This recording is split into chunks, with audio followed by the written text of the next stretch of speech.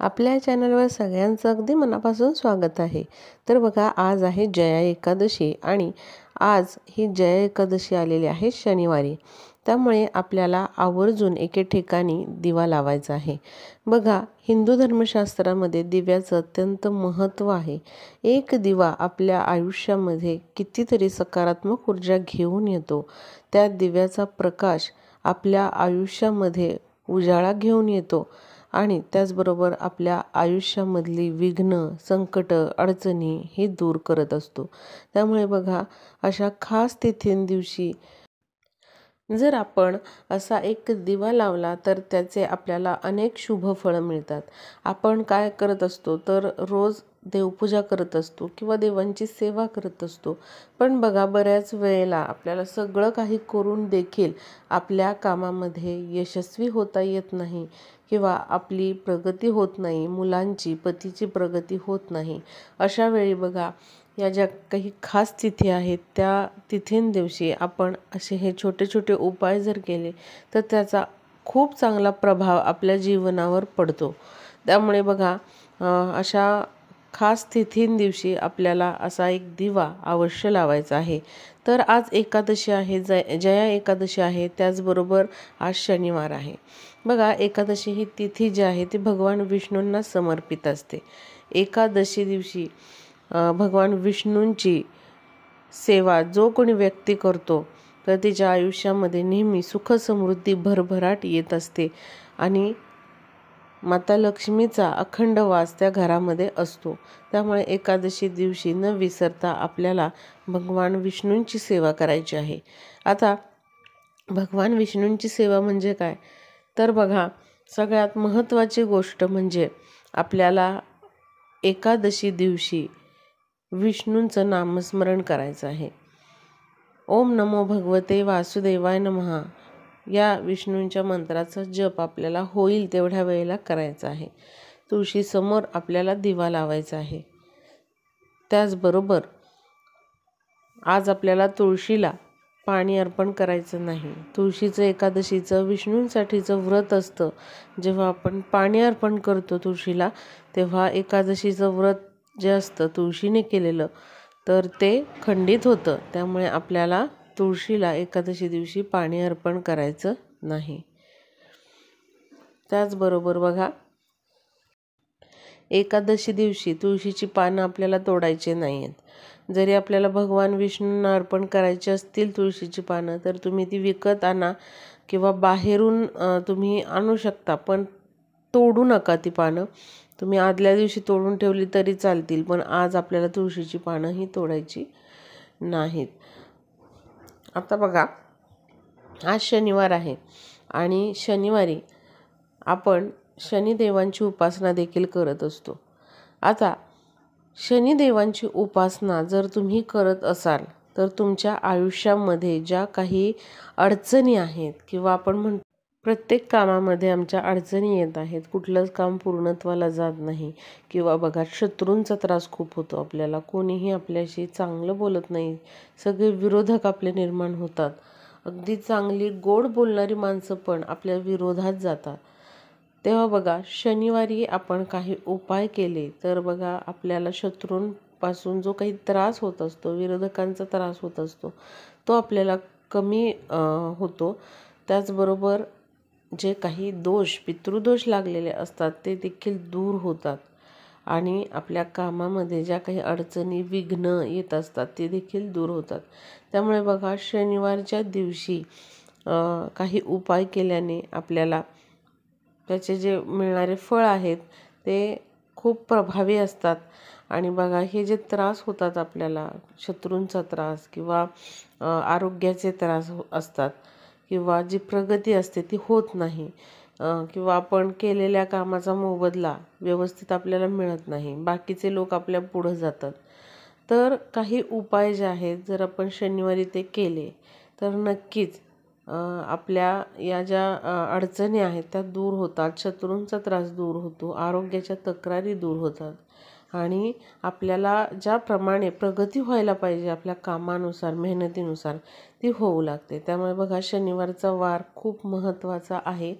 या दिवशी शनिदेवांची जर तुम्ही उपासना केली तर तुमच्या आयुष्यामध्ये सुख समृद्धी आल्याशिवाय राहत नाही.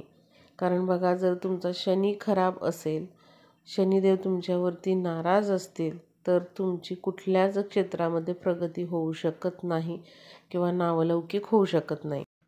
आणि बघा, पितृदोष जर तुम्हाला असेल तर शनिवारी आपल्याला काही उपाय करणं खूप प्रभावी ठरतं.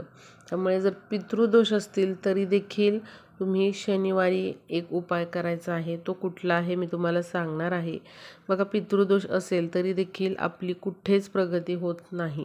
प्रत्येक कामामध्ये अडचणी आणि विघ्नही येतातच. त्यामुळे पितृदोष असेल तर शनिवारी तुम्ही एक काम हे आवर्जून करायचं आहे.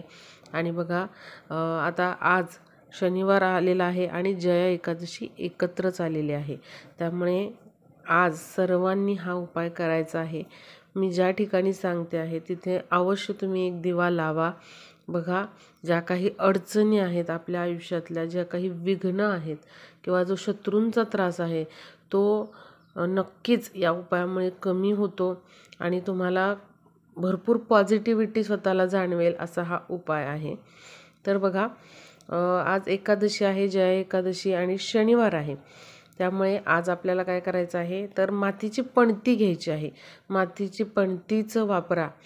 दुसरा कुठल्याही धातूचा दिवा इथे आपल्याला वापरायचा नाही, हे लक्षात घ्या. तर मातीची पणती घ्या, त्यामध्ये जोडवात टाकायची आहे. 2 वातींची 1 वात मिळून टाकायची आहे आणि त्यामध्ये तुम्ही मोहरीचं तेल भरा किंवा मग तिळाचं तेल भरायचं आहे. मोहरी किंवा तिळाचं तेल, आता दोन्हीही तेलांपैकी कुठलंच तेल नसेल तर जे कुठलं तुम्ही देवासाठी तेल वापरतात ते त्यामध्ये वापरा. आणि ते टाकल्यानंतर त्या तेलामध्ये चिमूटभर पांढरे तीळ किंवा मग काळी मोहरी वापरा. एक काहीतरी वापरा. तिळाचं तेल वापरणार असाल तर तिळाचं वापरा, मोहरीचं तेल वापरणार असाल तर मोहरीचं तुम्ही वापरू शकता. तर अशा प्रकारे हा दिवा तुम्हाला कुठे न्यायचा आहे तर पिंपळाच्या झाडाच्या जवळ तुम्हाला जायचं आहे. जिथे कुठे पिंपळाचं झाड असेल तिथे, आणि तिथे नेऊन हा असा दिवा जो आहे तो तुम्हाला प्रज्वलित करायचा आहे. दिवा ठेवताना खाली तुम्ही फुलाच्या पाकळ्या ठेवा आणि त्यावरती हा दिवा जो आहे तो प्रज्वलित करायचा आहे. दिव्याचं तोंड जे आहे ते आपल्याला पूर्व दिशेला करायचं आहे. फक्त दक्षिण दिशेला तुम्ही करू नका. तर अशा प्रकारे आपल्याला हा दिवा जो आहे तो पिंपळाच्या झाडाखाली लावायचा आहे. तिथे दिव्याला हळद कुंकू व्हायचं आहे. बरोबर तुम्हाला जाताना एका तांब्यामध्ये पाणी न्यायचं आहे किंवा एखाद्या बॉटलमध्ये न्या आणि तिथं गेल्यानंतर ते पाणी जे आहे तांब्यामध्ये घ्या.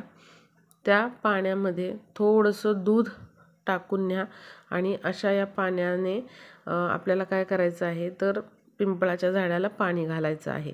दिवा प्रज्वलित करायचा आधी आणि पिंपळाच्या झाडाला पाणी घालायचं आहे. तिथे तुम्हाला या पिंपळाच्या झाडाला 11 प्रदक्षिणा मारायच्या आहेत. ओम नमो भगवते वासुदेवाय नमः या मंत्राचा जप करत.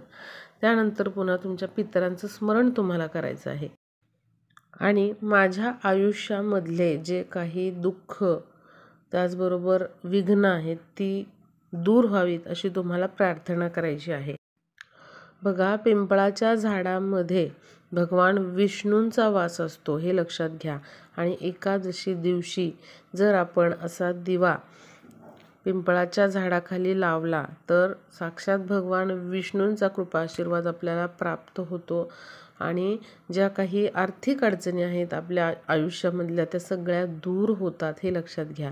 त्याचबरोबर पिंपळाच्या झाडामध्ये आपल्या पितरांचा देखील वास असतो. त्यामुळे अशा प्रकारे हा दिवा जर आपण शनिवारी लावला तर आपले जे काही पितृदोष असतात ते सगळे दूर होतात. त्याचबरोबर आपल्याला जो काही शत्रूंचा त्रास होतोय, विरोधकांचा त्रास होतोय, तो देखील दूर होतो.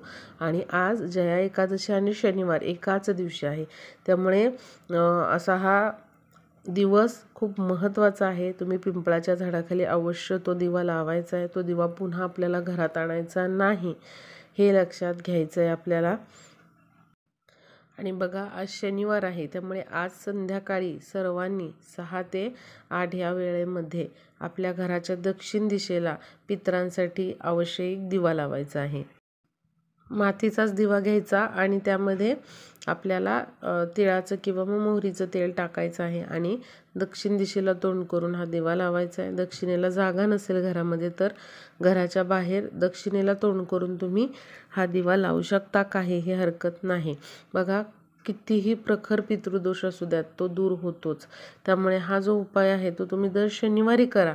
दर शनिवारी संध्याकाळी 6 ते 8 या वेळेमध्ये तुम्ही पितरांचं स्मरण करून असा दिवा लावा. बघा काही दिवसातच जो पितृदोष आहे तो दूर होतो. आणि न विसरता सर्वांनी आज पिंपळाच्या झाडाखाली हा असा दिवा लावायचा आहे, कारण आज जया एकादशी आणि शनिवार एकाच दिवशी आलेले आहेत. तर बघा व्हिडिओला जास्तीत जास्त शेअर करा, म्हणजे सर्वांना हा उपाय करता येईल. पिंपळाच्या झाडाखाली हा जो दिवा आपल्याला लावायचा आहे तो आपल्याला संध्याकाळी 5 ते 5:30 पर्यंतच लावायचा आहे, रात्री लावायचा नाही.